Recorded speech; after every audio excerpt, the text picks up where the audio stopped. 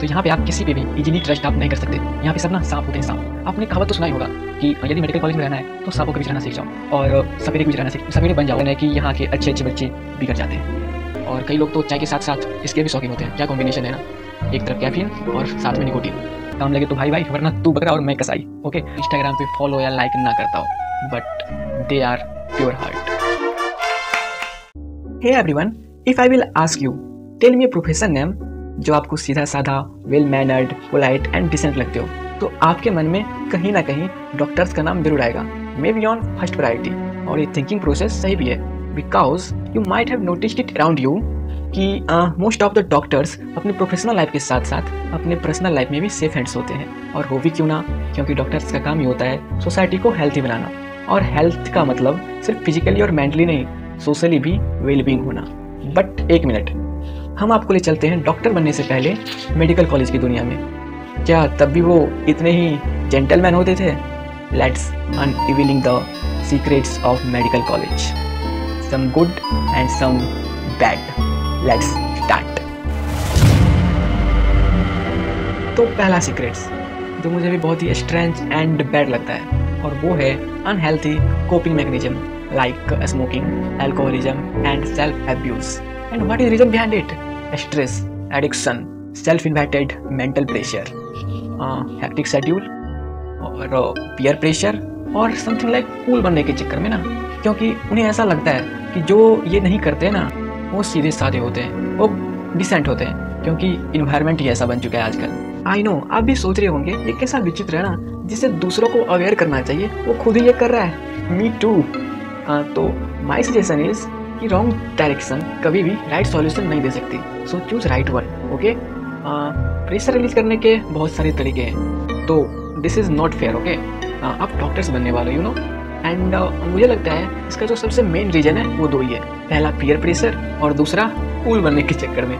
And second secret is craze of Instagram. यहाँ पे Instagram का बहुत ही क्रेज होता है, बच्चे इंस्टाग्राम बहुत चलाते हैं। एंड जब मैं कॉलेज आया था तब I have no Instagram account, but फिर सीनियर ने बोला नाम पता करो मेरा। मैंने पूछा कैसे? बोले इंस्टाग्राम से पता करो, फॉलो मी ऑन इंस्टाग्राम। तो कुछ भी हो, यहाँ पे इंस्टा पे लगाए थे, चाय पिए इंस्टा पे लगा दो, घूमने गए इंस्टा पे लगा दो, दोस्त का बर्थडे है इंस्टा पे लगा दो, किसी को इंप्रेस करना है तो वहाँ भी इंस्टा से स्टार्ट होता है। And third one is toxic culture. Okay, there is some toxic culture. Toxic culture means lack of trust, unhealthy behaviour and hostile culture. हर क्लास में ना कुछ ऐसे बच्चे होते हैं ना जो दूसरे को बिगाड़ने का काम करते हैं, बात बात में अब्यूजिव वर्ड का यूज करना, दूसरे को गाली देके प्रोनाउंस करना, या गलत चीज़ों के लिए प्रमोट करना। तो what is reason behind it?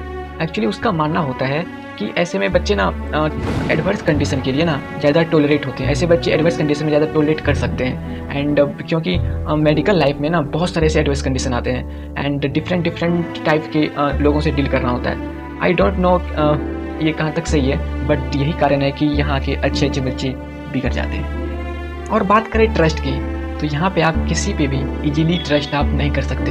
यहाँ पे सब ना सांप होते हैं, सांप। आपने कहावत तो सुना ही होगा कि यदि मेडिकल कॉलेज में रहना है तो सांपों के बीच रहना सीख जाओ और सपेरे के बीच रहना सपेरे बन जाओ। ओके, तो ऐसा चलता है, और ये this is practically very true. यहाँ पे सब ना स्वार्थी होते हैं, काम लगे तो भाई भाई, वरना तू बकरा और मैं कसाई। ओके, तो दिखाने के लिए सब आपको हाय बोलेंगे, हेलो बोलेंगे, झूठी तारीफ करेंगे, हैंडशेक करेंगे, बट रियलिटी तो कुछ और ही होता है अंदर से।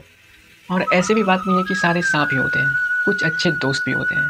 हो सकता है कि वो आपसे हैंडशेक ना करता हो क्योंकि शायद उसकी आदत नहीं है, हो सकता है कि वो आपकी झूठी तारीफ ना करता हो, या हो सकता है कि वो आपको इंस्टाग्राम पे फॉलो या लाइक ना करता हो, but they are pure heart, but they can't express.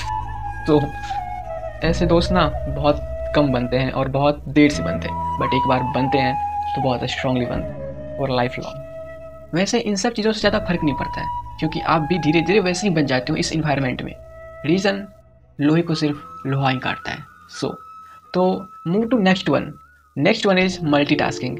यहाँ के स्टूडेंट मल्टीटास्किंग होते हैं, वो अपने स्टडी के साथ साथ अपने बहुत कुछ पैशंस को फॉलो करते हैं, like cricket, football, dancing, singing, painting, vlogging, social media, बहुत कुछ।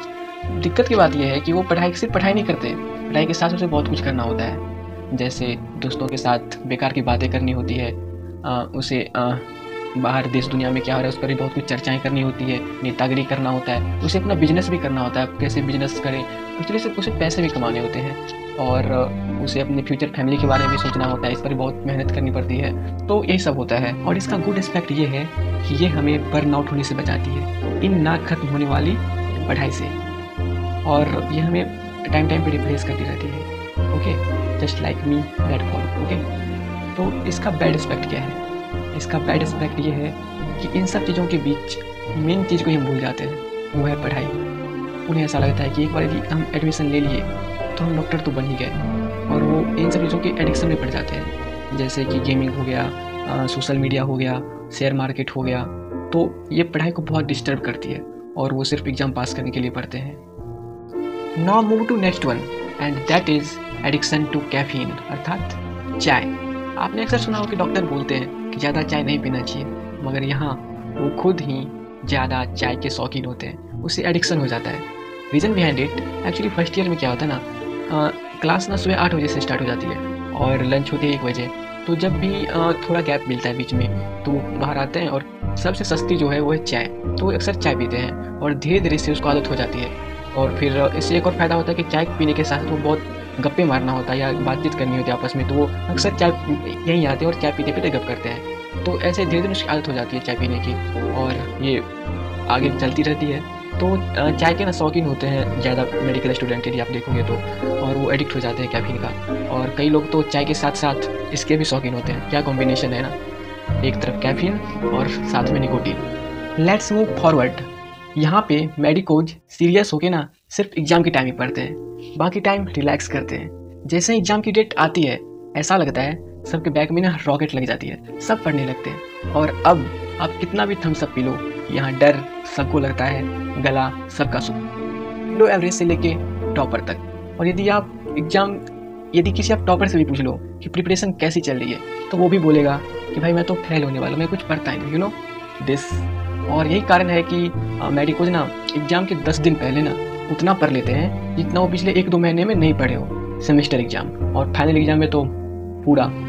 अगली चीज़, यहाँ पे ना सब भीड़ चाल चलते हैं, एक स्टूडेंट से लेके कॉलेज तक। किसी को कुछ नया नहीं करना है, सबको बस वही पुरानी चीज़ों को कॉपी करना है। लेट्स अज्यूम फॉर एग्जांपल एक प्रैक्टिकल कॉपी लिखनी है, तो एक PDF है जो जूनियर्स को सीनियर्स से विरासत में मिलती है, सब उसी से लिखेंगे।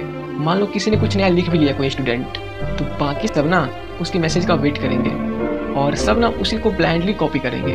और एवरी बैच में ना कुछ ऐसे स्टूडेंट होते हैं जिसके मैसेज का वेट पूरा क्लास करता है कि वो मैसेज करेगा, वो लिखेगा, वो मैसेज करेगा, और जब मैसेज आएगा तब हम सब उसी से छापेंगे। मान लो मैसेज नहीं आया तो सब खाली हो जाते हैं, मतलब सब खाली रहते हैं, लिखे तो सब, नहीं तो कोई नहीं। बहुत यूनिटी रहती है। यूनिटी डोंट टास्क बहुत होती है यहाँ पर।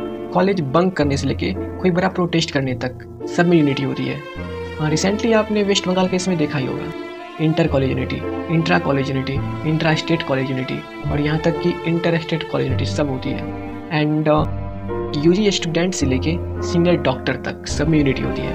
फॉर एग्जांपल किसी एक स्टेट के एक कॉलेज में कोई एक इंसिडेंट हो गया तो उस स्टेट के सारे कॉलेज के स्टूडेंट्स एक साथ आ जाते हैं, और कोई बड़ा इंसिडेंट हो तो पूरे देश के गवर्नमेंट मेडिकल कॉलेज एक साथ आ जाते हैं। That is unity, power of unity, and this is the very good thing in our. और यहाँ पे ना खुद से पढ़ना और सीखना होता है। No one will hold your hand and teach you, everyone is performing their duty only. And यहाँ पे मोस्ट ऑफ थिंग ना फॉर्मेलिटी पूरा करने के लिए होता है, तो आपको खुद से सीरियस होना पड़ेगा, और जो जितना सीरियस होगा अबाउट देयर स्टडी वो उतना ज़्यादा सीखेगा। That is rule. So in this video I discussed most of things, many of them is bad and some good, okay? So don't misjudge, because in this world everything is balanced, positive is equal to negative, so don't misjudge, okay? And सबसे बड़ी secret क्या है पता हूँ, जो आपको भी पता है कि ये सब चीज़ें सीक्रेट है ही नहीं, okay? All the best, bye, thank you.